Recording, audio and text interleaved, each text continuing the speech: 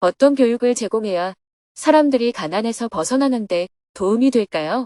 2025년 6월 30일 나인의 5일째 두북수련원 철용사 사회실천 토론. 안녕하세요. 아이넵 스터디 투어 5일째 날입니다. 오늘은 두북수련원에서 프로그램을 진행하는 날입니다. 새벽 4시에 일어나 선유동 정토연수원 대강당에서 다 함께 새벽 예불을 하며 일정을 시작했습니다. 예불을 마치고 5시 20분에 문경을 출발하여 두북수련원으로 향했습니다. 차로 2시간을 달려 아침 7시 20분에 두북수련원에 도착했습니다. 자원봉사자들이 정성껏 아침 식사를 준비해 주었습니다. 식사를 하기 전에 스님이 두북수련원에 대해 소개했습니다. 이곳은 제가 어릴 때 다녔던 초등학교입니다.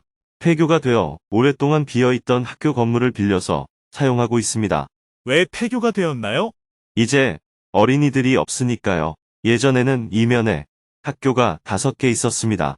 그때는 학생 수가 모두 2천여 명이 되었는데 현재는 4개의 학교가 문을 닫고 1개만 남았어요. 그마저도 학생이 15명 정도뿐이라 곧 문을 닫아야 하는 상황입니다. 그래도 면 소재지에는 경찰이나 보건소, 면사무소에 근무하는 공무원 등 젊은 사람들의 아이들이 조금 있습니다. 한국은 요즘 시골에 아이들이 거의 없습니다. 설명을 마치고 테라바타식으로 감사 기도를 한 후 아침 식사를 했습니다. 식사를 마치자마자 다시 차를 타고 경주 남산에 위치한 철용사로 이동했습니다. 배구남까지는 차로 올라가고 그 뒤 산길을 따라 철용사로 내려갔습니다. 걷는 동안 스님이 남산에 대해 설명해 주었습니다. 원래는 산길을 걸어서 올라오려고 했는데 날이 너무 더워서 배구남까지 차로 모시고 왔습니다. 내려갈 때는 걸어서 내려가겠습니다. 이곳은 경주 남산입니다. 말 그대로 경주 남쪽에 있는 산이라는 뜻이에요. 남산은 자연박물관이자 문화유산의 보고입니다. 수십 개의 골짜기가 있고 골짜기마다 신라시대 불교 유적인 돌부처, 석탑, 옛 절터들이 가득합니다.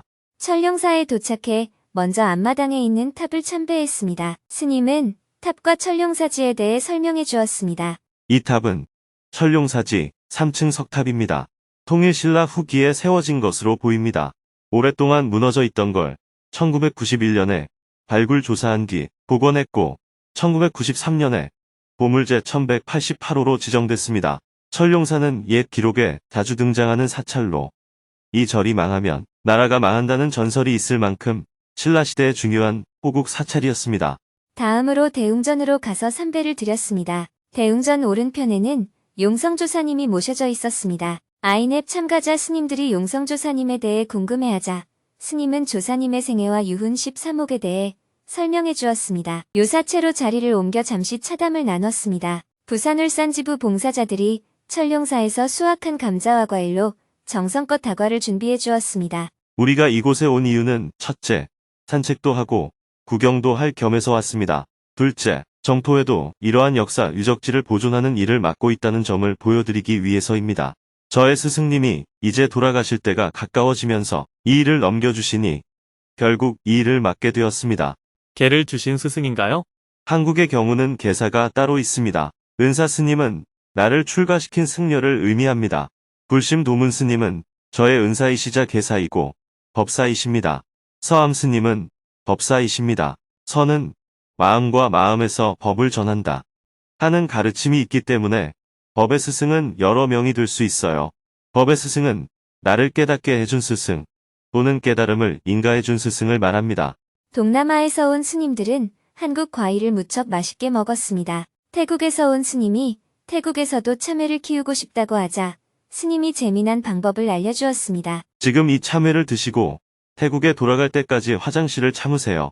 태국에 가서 똥을 누고 그 씨앗을 받아 참외를 키우면 됩니다. 한국에는 개똥참외라는 게 있어요. 개똥에 있던 씨앗이 자란 참외를 말하는데 그게 제일 맛있어요. 그럼 스님 똥참외가 되겠네요. 차담을 마치고 대웅전 앞마당에서 기념사진을 찍은 후 산길을 걸어서 내려왔습니다. 차를 타고 두북수련원 농장으로 향했습니다. 스님이 직접 농장 곳곳을 소개해 주었습니다. 여기는 농사 창고입니다. 안에는 각종 농기구들이 있어요. 아이넵 참가자 스님들은 한국 농기구들이 신기한 듯 하나하나 흥미롭게 살펴보았습니다. 이어서 비닐하우스로 이동했습니다. 여기선 고추를 키우고 있습니다. 이 고추가 빨갛게 익으면 말려서 가루를 내고 반찬이나 김치 만들 때 씁니다. 스님은 점심 공양 때 스님들이 하나씩 맛볼 수 있도록 고추를 땄습니다. 다른 비닐하우스에서는 오이, 토마토, 각종 허브도 자라고 있었습니다. 스님은 점심 공양에 먹기 위해 잘 익은 오이와 토마토도 땄습니다. 농장을 둘러본 후 밭에서 딴 신선한 채소와 함께 점심 식사를 했습니다. 낮 기온이 35도까지 올라갔습니다. 점심 식사를 한 후 무더위를 피해 두북 수련원 강당에서 잠시 휴식 시간을 가졌습니다. 오후 2시부터 수련실에 모여 대화를 시작했습니다. 먼저 정토회 국제연대팀 여지원 활동가가 정토회의 사회실천 활동에 대해 발표했습니다. 정토회는 4개 분야에서 사회활동을 하고 있습니다. 환경, 인권, 평화, 그리고 복지입니다. 환경을 돌보는 것은 우리 세대가 반드시 해야 할 일입니다. 인권과 평화는 특히 한반도에서 매우 중요한 문제입니다. 복지는 가난한 사람들을 돕는 활동입니다. 다른 사람을 돕는 것은 삶을 더 의미 있게 만듭니다. 그래서 정토회는 4개의 산하단체를 설립했습니다. 에코붓다, 좋은 것들, 평화재단, 그리고 JTS가 있습니다. JTS는 인도, 필리핀, 부탄, 시리아, 미얀마 등 아시아 여러 나라에서 교육, 의료, 마을개발, 식량지원, 주택건설 등을 해왔습니다. 좋은 것들은 1990년대 중반 북한의 대기근 당시 북한 주민들의 실상을 세계에 알리는 보고서를 만들기 시작했습니다. 지금은 탈북자와 고려인 지원, 역사기행, 북한 인권 개선 활동도 함께하고 있습니다. 평화재단은 한반도 긴장 속에서도 대립과 갈등이 아닌 평화운동을 하고 있습니다. 평화를 위한 연구, 교육, 캠페인을 하고 있습니다. 에코붓다는 바르공양 정신에서 시작한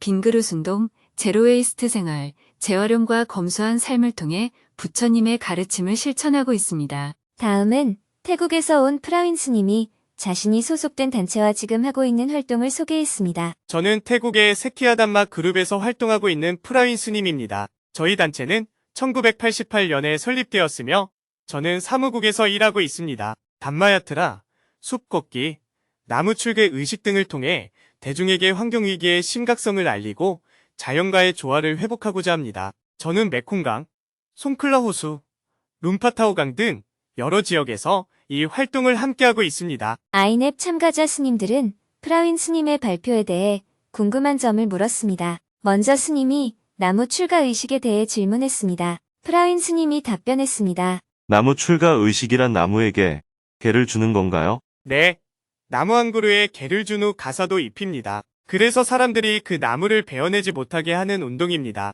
그러면 나무 한 그루씩 개를 주지 말고 숲 전체에 개를 주면 어떤가요? 그러면 숲 전체를 보호할 수 있잖아요.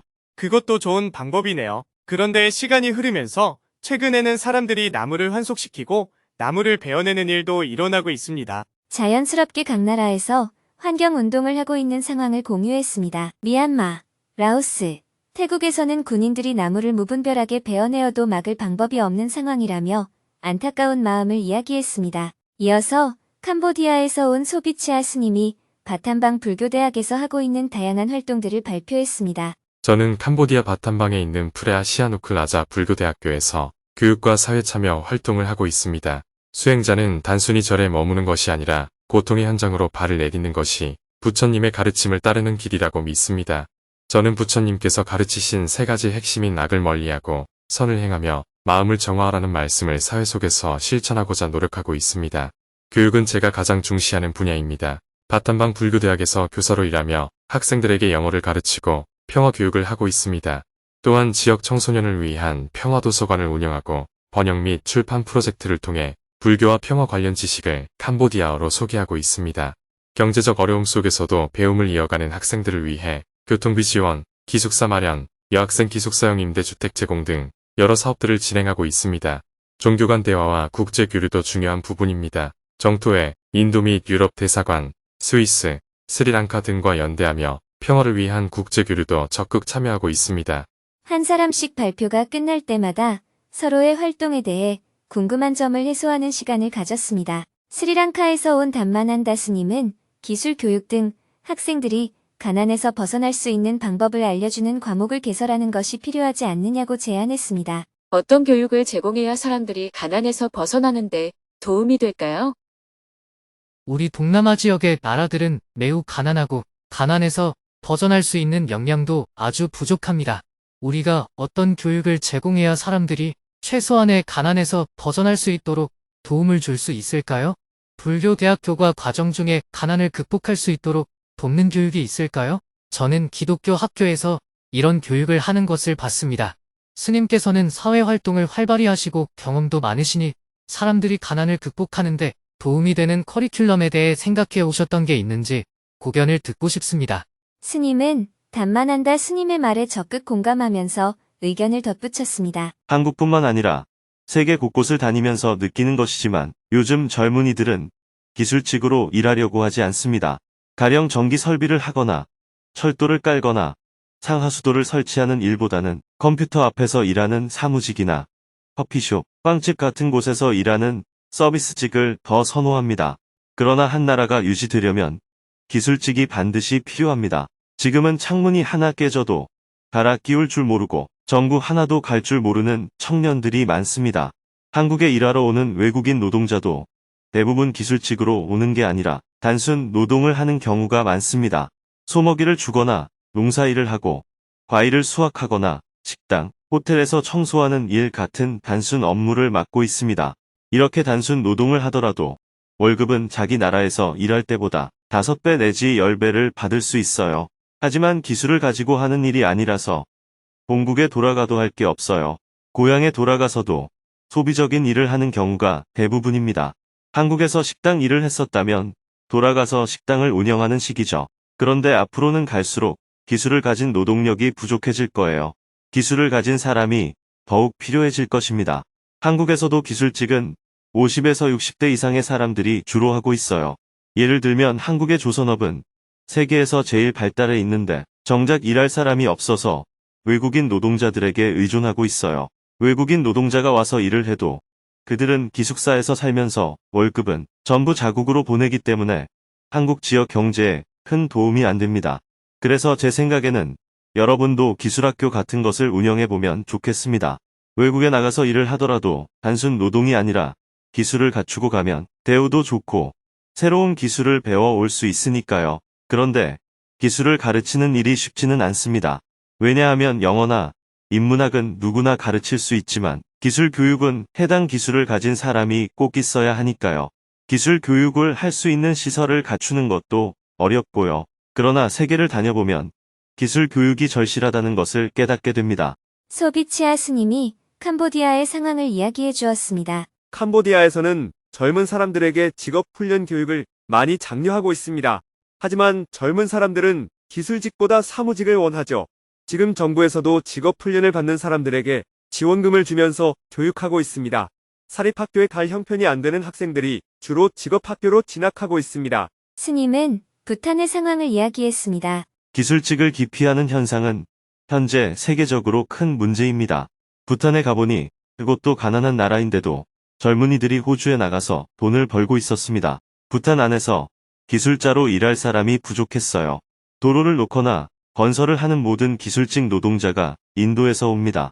인도 사람들이 없으면 건물을 짓거나 다리를 놓거나 도로를 만드는 등의 일을 할 수가 없어요. 이런 상황은 장기적 관점으로 볼 때 대단히 위험합니다. 만약에 인도에서 인도 노동자가 부탄에 가서 일하는 것을 금지하는 상황이 생기면 부탄은 기술직 노동자를 필요로 하는 모든 일을 못하게 됩니다. 이런 문제는 세계 여러 나라에서 젊은이들이 기술 노동을 기피하기 때문에 발생합니다. 태국에서 온 콩신 스님이 웃으며 말했습니다. 그런데 태국에서는 사미들이 기술직을 좋아합니다. 커리큘럼이 아직 완전하지는 않지만 사미들은 기술 배우는 것에 관심이 많아요. 아마도 너무 가난한 환경에 있기 때문에 기술을 배우면 본인의 삶을 개선할 수 있기 때문인 것 같습니다.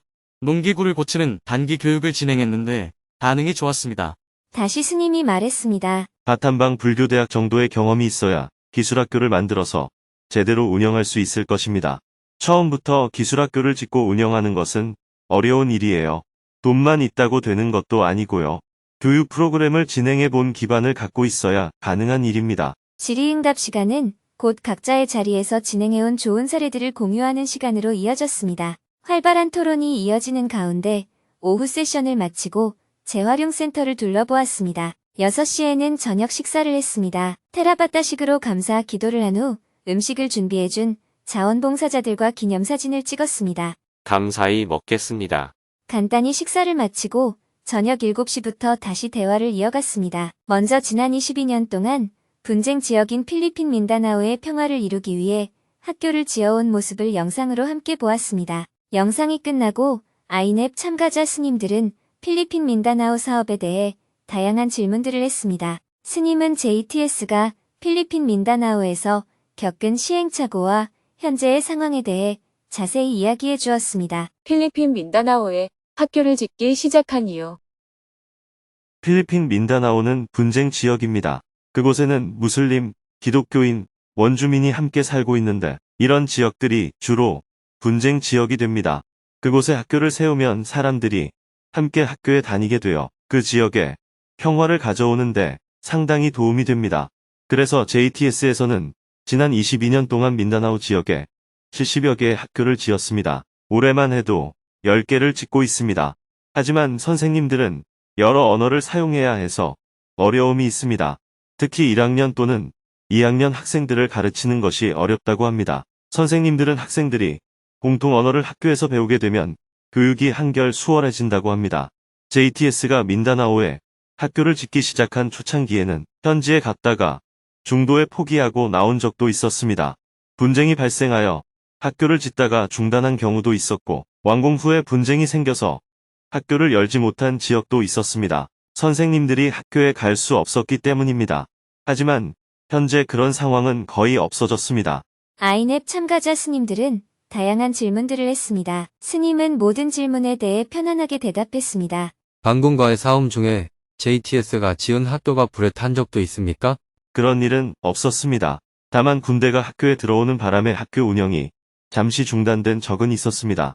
현재 한국 정부는 민다나오 지역으로 여행을 가지 못하게 하고 있습니다. 그래서 호이카와 같은 한국 정부 기관의 지원을 받을 수 없습니다. 그럼에도 불구하고 스님께서는 그곳에 직접 가시는군요. 네, JTS는 정부의 지원을 일절 받지 않고 자체 자금을 사용하기 때문에 그곳에서 일을 하는데 문제가 없습니다. 그리고 한국 정부에서도 여행을 자제하라고 권유하는 것이지 방문한다고 해서 처벌을 받는 것은 아닙니다. 필리핀 민다나오에서 활동할 때 지역 정부나 마을 사람들은 JTS의 활동에 협조적이었나요? 처음에는 어려움이 있었지만 지금은 지역 정부와 주민들이 협력하여 진행하고 있습니다. 초창기에는 정부가 관여하지 않고 JTS와 마을 주민들이 합의하여 학교를 지었습니다. 그래서 필리핀 교육부에서 교사를 파견하지 않았습니다. 교육부가 교사 급여를 지급할 수 없다는 입장이어서 처음에는 그 지역에 뜻있는 사람들이 교사 급여를 지원하며 정식 학교가 아닌 형태로 운영하는 경우도 있습니다. 그러나 필리핀이 점차 변화하면서 교육 정책에서 학교 교육의 중요성이 강조되었고 현재는 교육부와 협의하여 학교를 짓게 되면 교사를 파견해 주기로 하였습니다. 원주민 마을의 경우에는 학교를 짓는다고 하면 주민들의 협력을 얻기가 쉽습니다.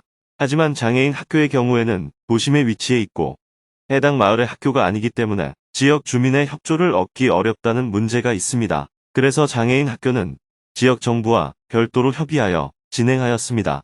필리핀은 교육부 예산이 부족하여 학교를 지을 예산은 거의 없고 교사 급여를 지급할 예산만 편성하고 있습니다. 그래서 지방정부와 협의하에 목수 같은 기술자의 인건비는 지방정부가 부담하고 학교를 짓는 노동은 마을 주민들이 담당하고 건축 자재는 JTS가 지원하고 있습니다. 장애인 학교의 경우는 전문가가 시공해야 하기 때문에 노동자 급여도 지방정부가 예산을 편성하여 부담하도록 하였습니다. 현재는 교육부와 지방정부 모두 장애인 교육과 원주민 학교에 관심을 갖고 있습니다. 과거에는 JTS가 학교를 지어도 교사를 파견하지 않거나 예산 편성이 이루어지지 않는 문제가 있었지만 지금은 지방정부가 학교 건립을 요청하고 예산 편성을 하며 교육부의 교사 파견을 확실히 약속받은 후 학교를 짓고 있습니다.